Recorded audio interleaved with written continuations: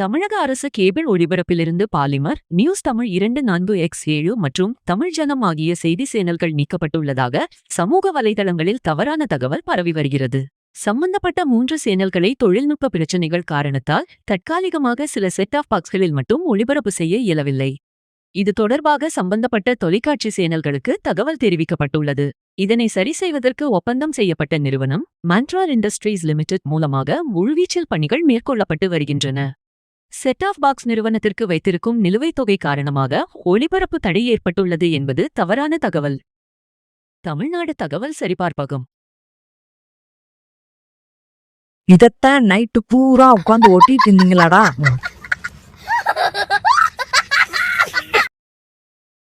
அவ்வளவுதான், நம்மள முடிச்சு விட்டீங்க போங்க. மறக்காம சர்ப்ரைஸ் பண்ணுங்க. தேங்க்யூ.